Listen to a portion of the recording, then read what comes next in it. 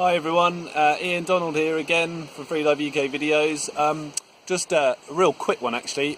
This is going to be part of a series on seaweed foraging, hand foraging from the shore.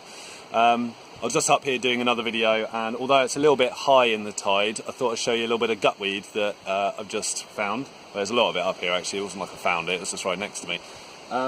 So this stuff here, okay, is gutweed. Alright, gutweed, fully edible seaweed, found quite high in the tidal range. Right, so I'm here at South Fistral in Newquay, Cornwall. You can see the hotels and stuff up behind me, and you can see the beach down there. Right, beautiful blue sea behind me.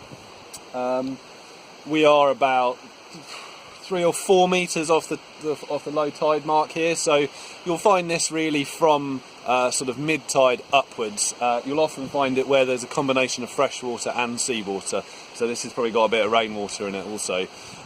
You can see by the white edges here it's been bleached by the sun quite heavily as well, and it's been out dry quite a bit, this stuff here, so you probably want to get stuff that's a little bit lower down, but I really can't be bothered walking down there at the moment.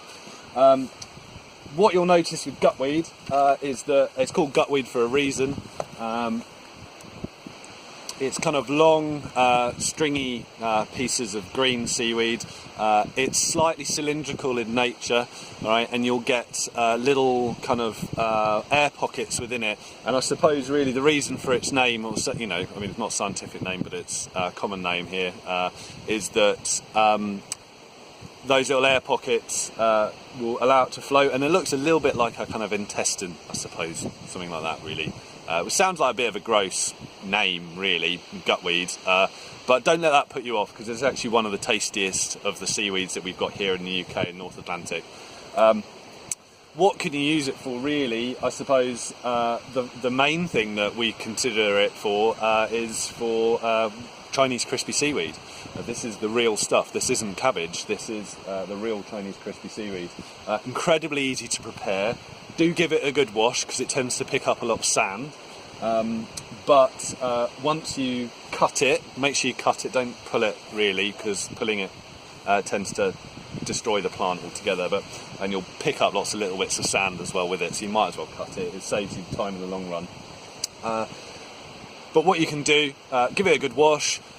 Lay it out on some baking paper in the oven, and then at a very low heat just warm it up. You can put a little bit of oil or a bit of salt maybe if you need it, a bit of sugar and peanut if you want to go for the full Chinese crispy seaweed experience, and then just let it bake very, very gently for 10-15 minutes. Just keep a really good eye on it because it burns incredibly easy, and then it's disgusting. It's got a really horrible burnt taste.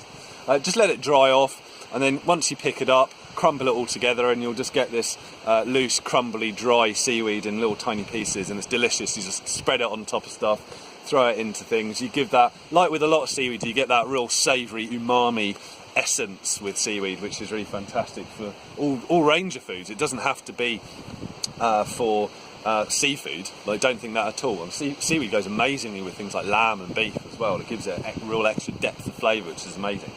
Okay, cool. Yeah, so as always, any comments, any questions about this, pop it in the comment section below. I'll do more seaweeds as we go through the summer, as they start to grow. At the moment there's not a huge amount around, but they're getting there, Cool, okay, yeah, see you next time, dive safe, bye.